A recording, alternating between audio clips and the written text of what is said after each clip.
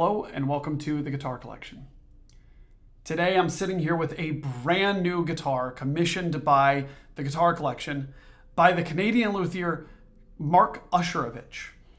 Now this is a cedar double top of his, and while I've had the chance to see and review two of his lattice-braced guitars, this is the first double top and one I specifically commissioned, and he knocked it out of the park. And I have to tell you about it because there's all sorts of special details in here. And of course, you have to hear how special the sound is. But starting off with a little bit of the specs, which he put so much thought into. This is a cedar double top with the in-between layer being a interwoven cedar and balsa double top design that you'll see in the chevroning pattern. In fact, let's take a quick look inside. So there you have it. Check out how beautifully intricate the inside of this guitar is. You can see the 7 fan bracing and a lot of that balsa and cedar double top. Okay, back to the video. Pretty neat to see that bracing. And by the way, that 7 fan bracing is extremely thin, very, very small braces there. And then looking at the bridge here, you'll notice there's a matte finish, which I am really fond of. You see little bits of sapwood here on the tie block. And of course, this saddle, which is routed away, like oftentimes you'll find on Greg Smallman guitars. Very, very efficient. Then coming over to the rosette, I love the way the rosette matches the top of this guitar, as well as this Hawaiian Koa armrest at the side. It's just all these beautiful touches. And Mark told me, when you look at the label of this guitar, which is where you'll notice it's actually 648 millimeters. When you look at this label was made by pen with ink by his wife. And she's been making every single one of his labels since his very first guitar, which I just think is so cool. And it's such beautiful penmanship. And there you'll see he is based in Niagara Falls. It is, of course, a breathtaking place to be, and he has built a breathtaking guitar here. So moving on to the neck, I mean, there's so much data to talk about on this guitar. I mean, look at this fingerboard. You've got this cool piece of sapwood that doesn't really take over the aesthetic look of the guitar, but when you focus in a little bit more closely, it's such a nice detail. And you'll also notice dots here on the 17th fret marking the A and the 7th fret here marking the B of the guitar. And I have to say it makes it quite easier to find these notes. When you're doing a fast arpeggio and you're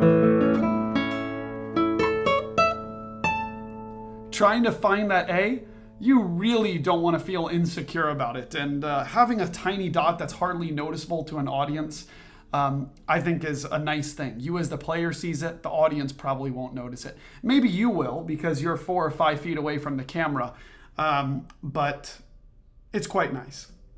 Now, moving on to the neck shape. It is C-shaped, it is round, quite thin. It is perfect in my opinion. Really low setup, and in fact so low that if I push a little bit too hard, I make the 6-string buzz.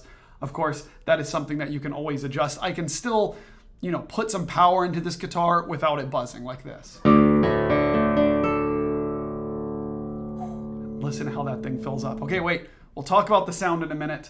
But looking at the headstock, we've got an African Blackwood veneer here with nice little rounding to the edges. Really elegant Barnett tuning machines, which are just some of the smoothest in the world, if not the smoothest. And they just look great on this guitar. And turning it around, you'll see this beautiful set of Indian rosewood. And then I think I mentioned the armrest is made of Hawaiian Koa, but the same thing that the purflings and bindings are made out of here, Hawaiian Koa. So let's talk a little bit about the sound. Something that draws me immediately to this guitar, as well as the lattice-braced guitars that I reviewed of his, is the low main air resonance. It feels huge. It's a tap tone of about E, maybe somewhere between E and F. And that makes the sound have so much depth to it. It's like a piano when you hit the 6-string.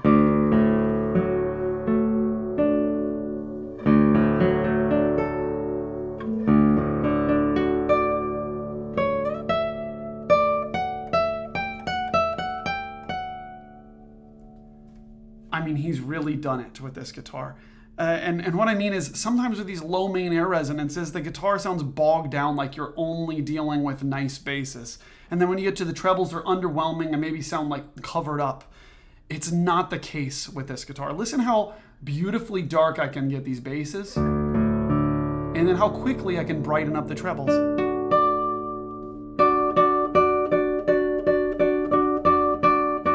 Just amazing variance here in the timbre.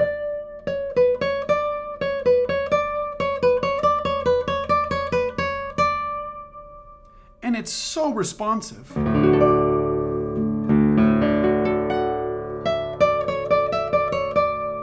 You get the feeling that, boom, the notes are just like jumping right off the string. There's no delay or lag time.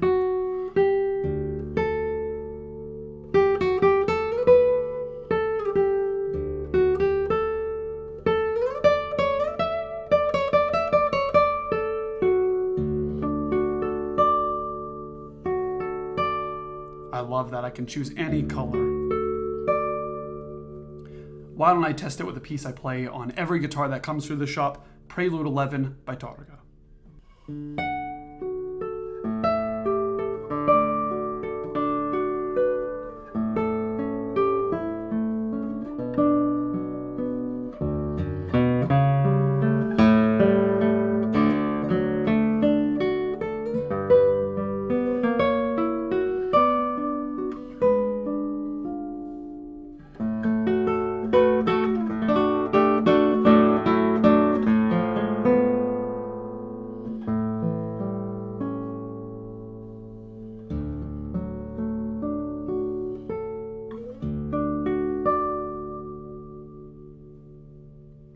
Just lovely, a really expressive instrument. I mean, I have to test it with something else here. Maybe a little bit of Julia Florida by Agustín Barrios.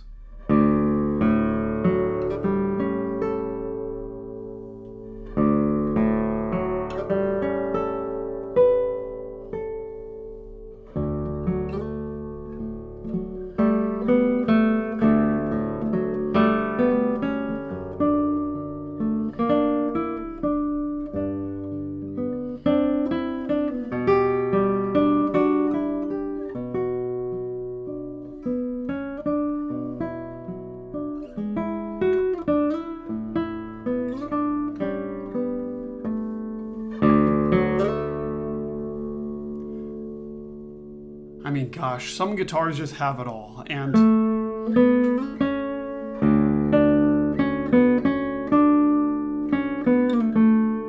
this one just sings. It sings, it's easy to play, and gosh, I didn't even mention how loud this thing is. I mean, it puts every double top guitar, and lattice-braced guitar for that matter, a run for its money.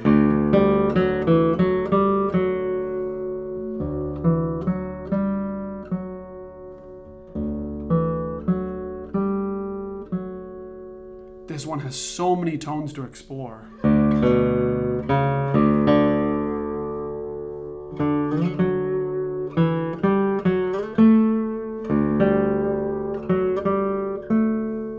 Let's listen to the third string.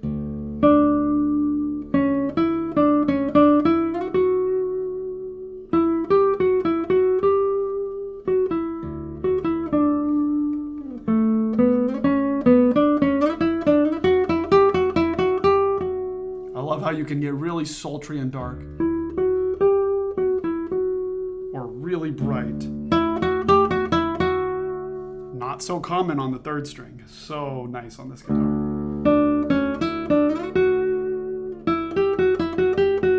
Second string, crisp, really crisp.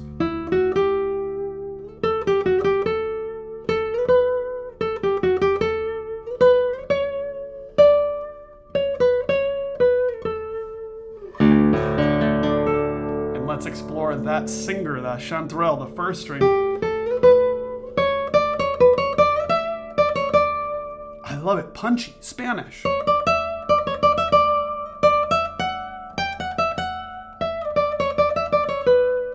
Crisp like the second string, you know?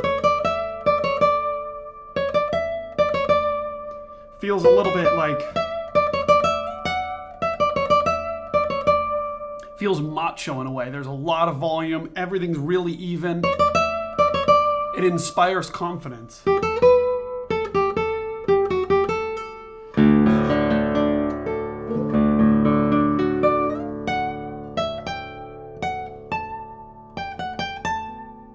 Really, really beautiful sustain. Why don't we try a little bit of La Catedral by Barrios?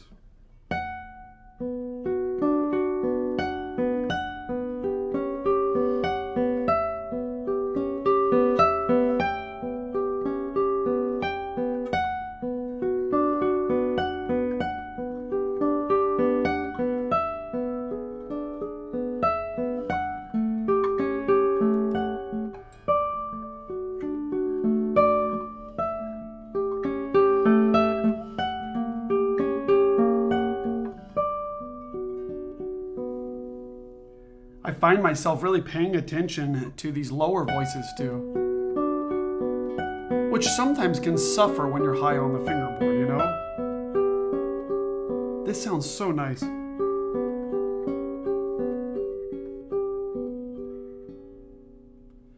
Well, I hope you guys enjoy this intimate detail, getting to know this guitar. I mean, what a work of art.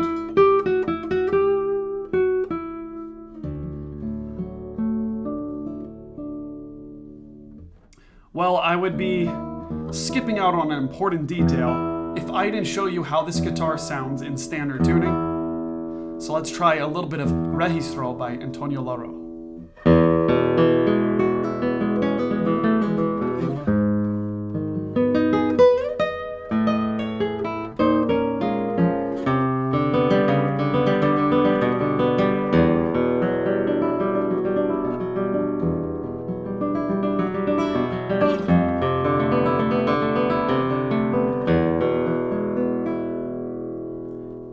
The way that bass sounds reminds me of some of the best Santos Hernandez guitars that I've played.